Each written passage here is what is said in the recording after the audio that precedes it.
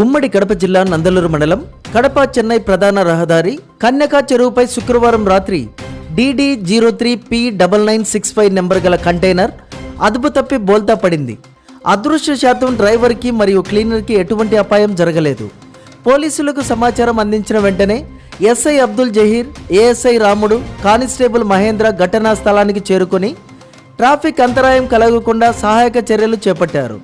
పూర్తి వివరాలు తెలియాల్సి ఉంది.